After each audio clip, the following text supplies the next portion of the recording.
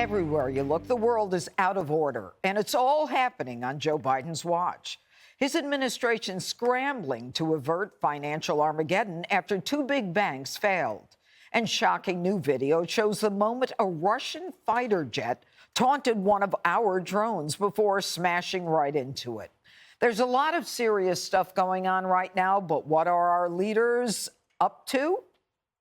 Kamala is giggling her heart out on liberal late night with Stephen Colbert. And guess what she thinks the biggest issue is? What are going to be the major issues that will define this election?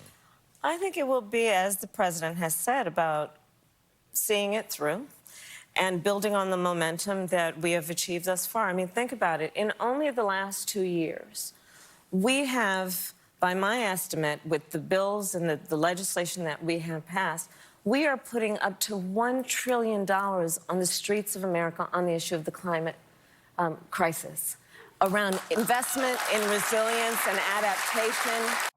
So Kamala thinks climate change is our biggest threat. And while the rest of the world crumbles, have no fear, she says we have an extraordinary leader in the White House. He is an extraordinary leader, and I wish that people could see what I see, because there's only one person who sits behind that resolute desk. And the decisions that that person has to make are the decisions that nobody else in the country can make. But the lunacy doesn't stop there. We all know Kamala is the real-life version of the show Veep, with her endless string of awkward moments, word salads, and comical mishaps, and she just confirmed it. I love Veep. Is it accurate? There are bits of it that are actually quite accurate. What is the actual role on a daily basis as you have found it? Well, I have the great privilege of serving with Joe Biden, who was president of the United States. That's an excellent answer. And the question was, what is the job of the vice president? And your answer is part of the job, I'm guessing. Well, you know, my job is to do, I mean, for example, I'll tell you, I was recently in Munich at the Munich Security Conference. Yes. And the amazing part of this is that you have a woman, Jesse, who is the vice president of the United States. She's in charge of the border, abortion rights and voting rights. There's a million things she could have said as to what the vice president does. And, you know, Colbert gave her a second chance at it. Yeah. The woman can't even describe it. Well, you know, when you go on these shows, it's choreographed, especially if you're the vice president. So you get the pre-interview and then you get another pre-interview. So she knows exactly what questions are being asked. But she was the one that brought Veep up. Now, everyone disparagingly associates her with Veep. She was the one that introduced Veep into the conversation with Colbert, which makes no sense to me. And he tried to rescue her. And then she told a story about how Veepy it was at the White House. And some guy set a fire in the fireplace and didn't pull the flue out, so it got a little smoky. And then she cackled hysterically. It wasn't even funny.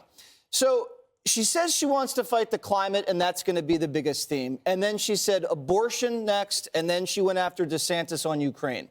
But I have a feeling she'd say whatever the audience wanted to hear. This is a late-night audience. This is targeting younger people. So those are the kind of things she wanted to hit. You can tell the ground is shifting, though, because you have jets kind of colliding with our drones. You have the banking system kind of teetering. And Joe Biden hasn't even announced whether he's running for president or not. So this is kind of the relaunch for Kamala. Will maybe the relaunch, the rebrand. She's going to Iowa today.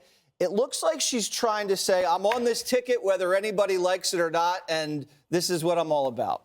You know, Harold, on the night that we're dealing with a provocation by a Russian jet, you know, dumping fuel on our drone and hitting it, there's no question it was provocation by a Russian jet. She brags about putting $1 trillion into the economy, which was the beginning of the inflation trend that we have in the United States, as if that was some great thing that happened. It's like she's clueless as to what she thinks is wonderful.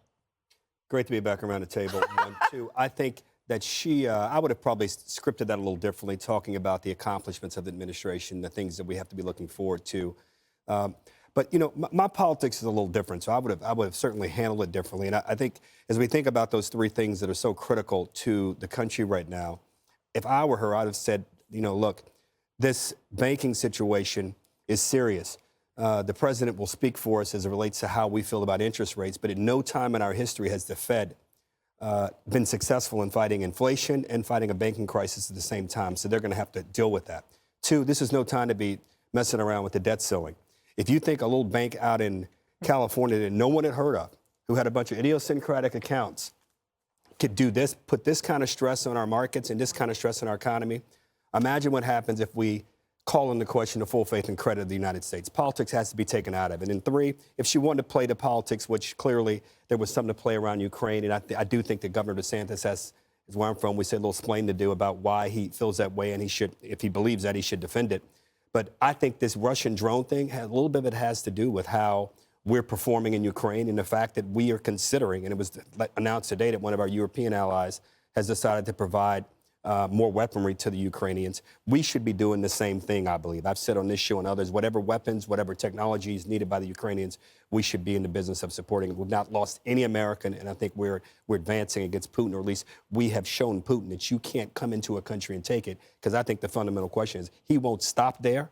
And anyone who believes that he would, I think I'd love to hear the explanation. But I don't disagree with you. I would have had a better script than what she had at the Dana, show. the interesting part of Harold's answer was a discussion of the substance of what's going on in Ukraine. You know, that we are literally depleting our military equipment so that they can fight the war. As opposed to even discussing this, she talks about the fact that when she talks about Ukraine, she talks about how she's met with leaders. Yeah, and she got to go to the Munich conference. Yeah. And that was, and she gave a decent speech there, of course, but it is pretty remarkable that you don't have those talking points down. I had the talking points down. I watched the State of the Union speech. The president said, finish the job 27 times. That's the talking point. Mm-hmm. And then you go through the list, blah, blah, blah. They just did the gun executive order. There's so many things that she could have said. What I think is pretty funny is that she thinks that her job is like a real-life version of Veep. But imagine the writers of Veep who thought they were writing a comedy, and it turns out they were writing a documentary that could have been on Netflix. She also says that the most important issue is climate change. Why does she say that? Well, because she thinks the young people are going to stick with her on that. But remember, this is the same person. She's married to the second gentleman, the first second gentleman we've ever had. And what is his main issue that he thinks is the worst thing that is going on? Toxic masculinity. And that's what he said he's going to use his platform for. So the thing about Julia Louis-Dreyfus on Veep, she plays a character that is shallow, incompetent, disingenuous, rude, and an embarrassment to the United States. I would not have made the comparison. You know, Greg, I've never watched the show Veep, so I can't speak to it. But if Dana's right and it's a documentary as opposed to a comedy, I mean, the question really is, right now she is in, they say, a grudge match, not with Elizabeth Warren. Apparently they had dinner last night, but with Newsom, that they're both fighting to be the next person in line. What say you about that? I don't know. I'm just jealous. I'm so jealous to be able to feel drunk all the time without ever drinking. I mean, every time you listen to her, she sounds like a woman at a bar on her fourth skinny margarita. And she never has to pay. It's like in her bloodstream the whole time. I was wondering if she took the comparison to Veep as a compliment, right? Like she's like, she didn't really understand that the whole show is about a failure. I mean, it's like someone comparing your driving to Ted Kennedy's. You know, she didn't like, she would say, well, I would say, hold on. The only person dumber than her is her husband. I mean, the guy who compared the parents who were angry at a school board to what happened before the Holocaust. I mean, that's worse than toxic masculinity. Yeah. He could combine the things he says with her, and they could go out as a team, and they could say climate is the most important issue, and if you disagree with me, you're worse than Hitler. I think, climate hysteria is a religion for lazy people. In it, you can talk about sacrifice and you can sound noble, but you actually don't sacrifice, right? It's for other people, not you. So you can talk about all these things and be an advocate, but you can still fly private. So I'm very suspicious. I'm always suspicious. And I think people are becoming suspicious of the climate religion because it's an ideology that becomes an answer for everything, which means it's an answer for nothing.